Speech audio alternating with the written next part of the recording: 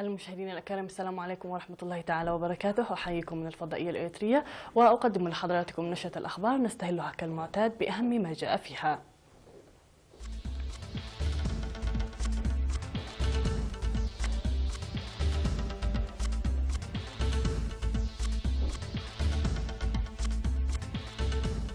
تواصل ورود برقيات التهاني بعيد الاستقلال. الإريتريون في دول المهجر يحتفلون بعيد الاستقلال. ارتياح للخدمات الاجتماعية في مزرت. إسرائيل تواصل قصف قطاع غزة وانعقاد مجلس الأمن بطلب أمريكي. اتفاق في ليبيا على إجراء انتخابات رئاسية وبرلمانية. ومقتل 9 مدنيين في عملية أمنية بشرق أفغانستان.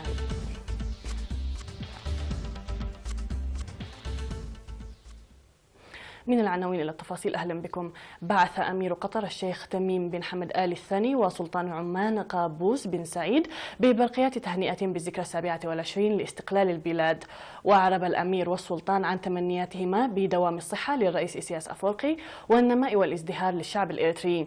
كما أبرق مهنئا نائب أمير دولة قطر الشيخ عبد الله بن حمد آل الثاني ورئيس مجلس الوزراء وزير الداخلية القطري الشيخ عبد الله بن ناصر بن خليفة آل الثاني.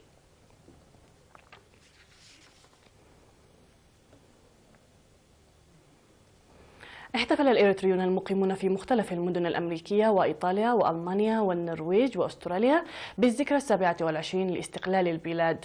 واحتفل بعيد الاستقلال الإريتريون المقيمون في مدن بورتلاند وأوريغون وفونيكس بأريزونا الأمريكية، وكذلك المقيمون في لوس أنجلوس وأورينج وكاونتي وسان برنانديو بأنشطة عكست تماسكهم ووحدتهم وحبهم لوطنهم. وأوضح المحتفلون إدراكهم التضحيات الجسامة التي دفعت من أجل الاستقلال والصمود والتفاني للدفاع عن السيادة وتحقيق رؤية التنمية الوطنية. واحتفل الإريتريون المقيمون في مدن روما وكاتانيا وباري وجنوا وتورينو الإيطالية بعيد الاستقلال. وأشار سفير إريتريا في إيطاليا السيد فسهاتيون بيتروس في الكلمة التي ألقاها إلى النضال المرير الذي خيض والتضحيات الكبيرة المقدمة من أجل الاستقلال، مشددا بأن تنفيذ أمانة الشهداء بالعمل المتفاني مسؤولية وطنية. كما احتفل بعيد الاستقلال الإريتريون المقيمون في مدن بيفيلت وبادوبا وبرلين وكاسل وفيتراو وأولم، موضحين العمل لتنشئة أبنائهم بالقيم الوطنية. واحتفل الإريتريون المقيمون في وسط النرويج بعيد الاستقلال بأنشطة ثقافية تراثية وفنية. وفي سيدني الأسترالية احتفل الإريتريون هناك بعيد الاستقلال في فعاليات ثقافية تعكس المناسبة.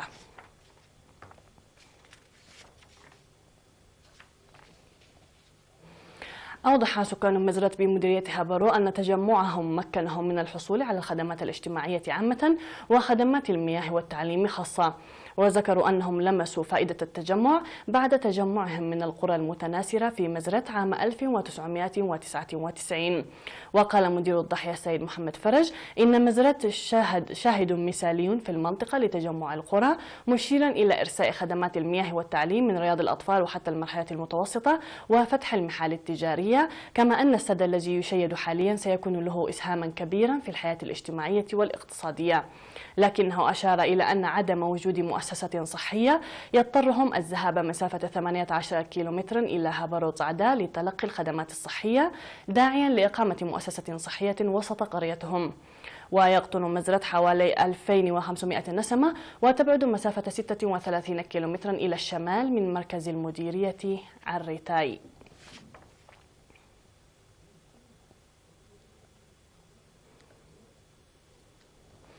نظمت جمعية المعلمين فرع إقليم عنسبة دورة تأهيلية في مدينة كرن لرفع قدرات الأعضاء. وتضمنت الدورة التي شارك فيها مسؤولو الوحدات ومكاتب وزارة التعليم في المديريات والمشرفون التربويون القيادة وإدارة السلوك المهني.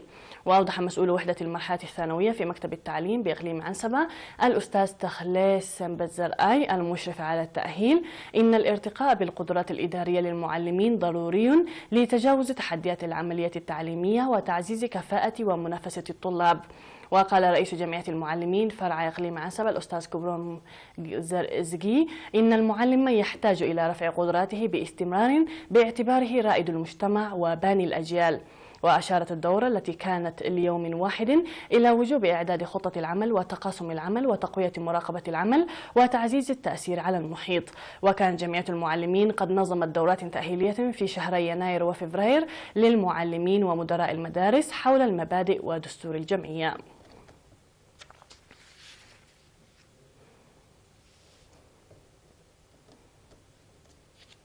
كانت هذه الأنباء المحلية مشاهدينا الكرام، فاصل ونعود مع الأنباء العالمية، فكونوا معنا.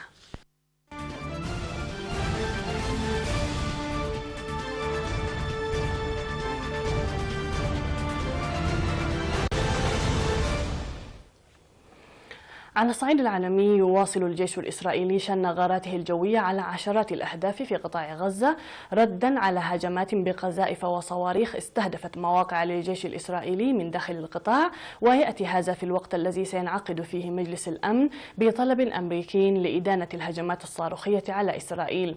وقال الجيش الإسرائيلي إن طائراته ضربت 35 هدفا لحركة حماس المسيطرة على القطاع وحركة الجهاد الإسلامي، وكلتاهما أعلنت مسؤوليتها عن إطلاق القذائف والصواريخ. وقالت إسرائيل إن الجماعات الفلسطينية المسلحة أطلقت حوالي 70 قذيفة وصاروخا ضد عدة مناطق، وأن القبة الحديدية الصاروخية تصدت لغالبية هذه الصواريخ، لكن هناك 3 مواطنين قد أصيبوا. وجاء التصعيد الأخير بين يوم من مقتل مواطن فلسطيني قالت إسرائيل إنه عضو بحماس وكان يحاول التسلل مع مجموعة لشن هجمات ضد إسرائيل.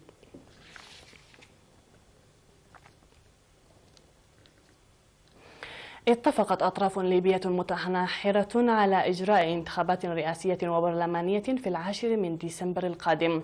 وبحسب بيان مشترك صادر عن 4 وفود شاركت في اجتماع استضافته فرنسا، فقد تم الاتفاق على وضع الأسس الدستورية للانتخابات وسنن القوانين المرتبطة بها حتى منتصف شهر سبتمبر القادم. ووصف الرئيس الفرنسي إيمانويل ماكرون الاتفاق بأنه تاريخي، مؤكدا أنه خطوة أساسية باتجاه المصالحة. وهدف اجتماع باريس الذي شارك فيه القائد العسكري خليفة حفتر ورئيس الوزراء في حكومة طرابلس فايز السراج إلى دفعهم للاتفاق على مبادئ عامة تنهي الصراع المستمر. وحضر ممثلون عن الاتحاد الأوروبي والولايات المتحدة ودول مجاورة الاجتماع الذي استضافه الرئيس الفرنسي.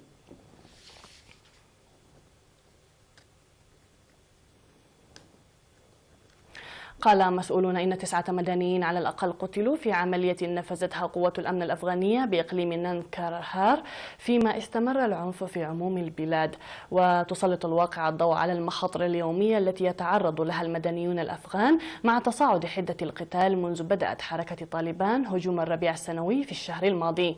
وذكر مكتب حاكم الإقليم الواقع في شرق أفغانستان أن 8 أشخاص أصيبوا أيضا في العملية التي نفذت بمنطقة تشار بهار خارج مدينة جلال آباد عاصمة الإقليم. وانتشر العنف في عموم أفغانستان خلال الأسابيع القليلة الماضية، ووقعت اشتباكات عنيفة في إقليم نانكرهار، حيث هددت طالبان لفترة وجيزة بالسيطرة على عاصمة الإقليم وحتى غزنة في وسط البلاد.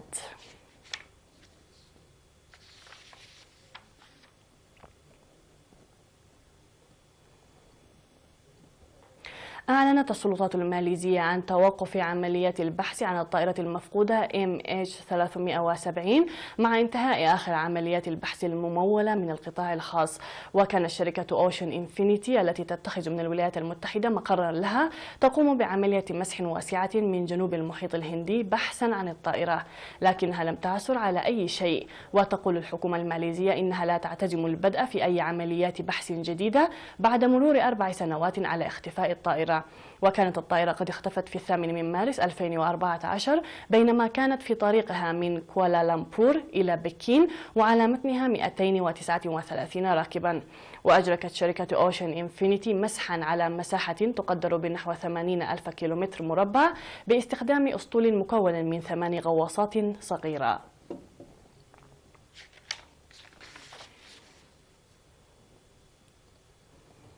أيضا فاصل مشاهدينا الكرام ونعود مع النبأ الرياضي الأخير، فابقوا معنا.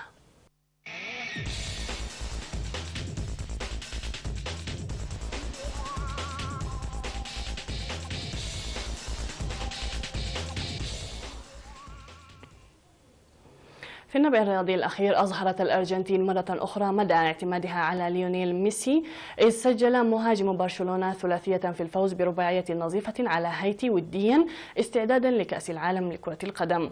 وفي المباراة الدولية رقم 143 لخافير ماسكيرانو ليتفوق بذلك على خافير زانيتي ويصبح أعلى لاعبي الأرجنتين خوضا للمباريات الدولية.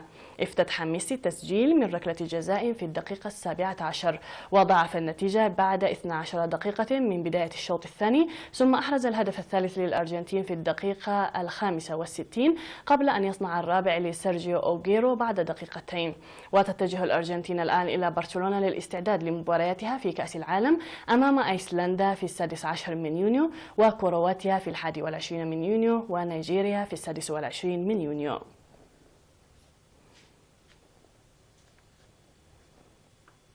نهاية النشرة مشاهدينا الكرام، شكرا لكم على حسن المتابعة، تحية لكم أينما كنتم، إلى اللقاء.